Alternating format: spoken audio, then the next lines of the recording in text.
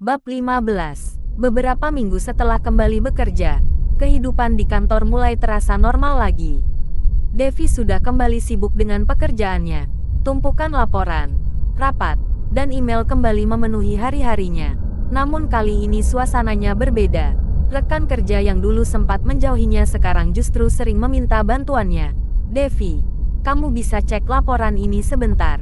Devi, menurutmu data ini sudah benar belum? Devi tidak pernah menolak, ia selalu membantu dengan sabar. Dan perlahan semua orang mulai menyadari sesuatu. Devi bukan hanya karyawan yang rajin, ia juga sangat cerdas dalam pekerjaannya. Suatu pagi, Faisal mengadakan rapat besar dengan beberapa manajer divisi. Devi juga diminta hadir untuk membantu mempresentasikan laporan. Proyek yang sedang mereka bahas adalah kerjasama besar dengan perusahaan teknologi dari Jakarta. Nilainya sangat besar, namun proyek itu sedang mengalami masalah. Salah satu manajer berkata dengan wajah serius, "Klien merasa strategi pemasaran kita tidak cukup kuat." Manajer lain menambahkan, "Kalau kita tidak bisa memberikan solusi baru, kontrak ini bisa batal." Suasana ruangan menjadi tegang. Semua orang mencoba mencari solusi, namun belum ada ide yang benar-benar meyakinkan. Faisal menatap layar presentasi beberapa detik, lalu berkata, "Ada pendapat lain." Semua orang terdiam, namun Devi perlahan mengangkat tangan.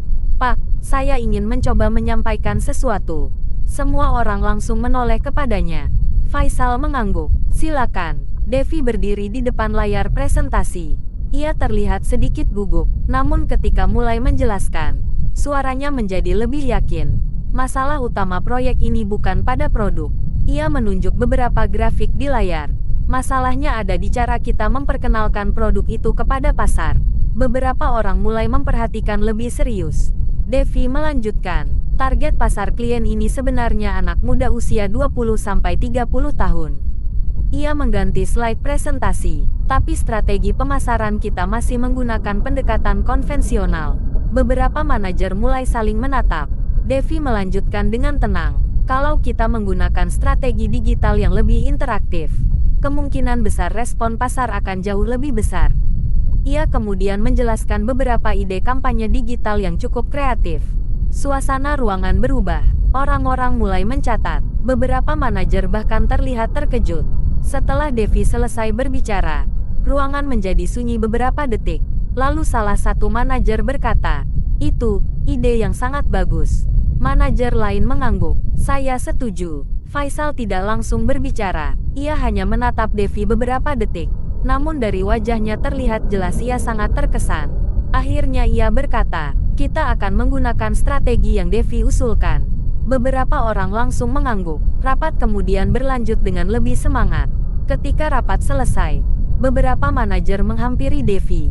"Ide kamu tadi benar-benar membantu. Saya tidak terpikir sampai sejauh itu." Devi hanya tersenyum malu. "Terima kasih." Ketika semua orang sudah keluar dari ruang rapat, hanya tersisa Faisal dan Devi. Devi sedang mengumpulkan dokumen presentasinya. Faisal berdiri di dekat meja. Devi menoleh. "Iya, Pak." Faisal menatapnya dengan serius. "Kamu tahu tidak, ide kamu tadi bisa menyelamatkan proyek perusahaan." Devi terlihat sedikit kaget. "Saya hanya menyampaikan apa yang saya pikirkan." Faisal tersenyum tipis. "Itu justru yang membuat kamu istimewa."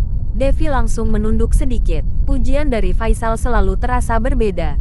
Beberapa detik mereka hanya berdiri tanpa bicara. Lalu Faisal berkata lagi, "Sepertinya saya harus lebih sering meminta pendapat kamu." Devi tertawa kecil. "Selama Bapak tidak memarahi saya lagi." Faisal langsung terlihat sedikit bersalah. "Kalau saya melakukannya lagi." Ia berhenti sebentar. "Kamu boleh memarahi saya balik." Devi langsung tertawa. "Pak Faisal dimarahi karyawan." Faisal mengangkat bahu. "Untuk kamu, mungkin saya bisa menerimanya." Devi terdiam. Entah kenapa kalimat itu membuat jantungnya berdetak sedikit lebih cepat. Sore itu ketika semua orang pulang, Devi berjalan keluar dari gedung kantor. Ia tidak menyadari seseorang berdiri di dekat mobilnya. "Faisal, kamu pulang sekarang?" Devi mengangguk. "Iya." Faisal membuka pintu mobilnya. "Kalau begitu, seperti biasa." Devi tersenyum kecil. "Bapak mau mengantar saya lagi?" Faisal mengangguk santai. Saya mulai menikmati kebiasaan ini. Devi masuk ke mobil dengan wajah sedikit merah. Mobil itu perlahan keluar dari parkiran kantor. Dan tanpa mereka sadari, hubungan mereka perlahan berubah menjadi sesuatu yang jauh lebih dekat dari sekadar atasan dan karyawan. Bersambung.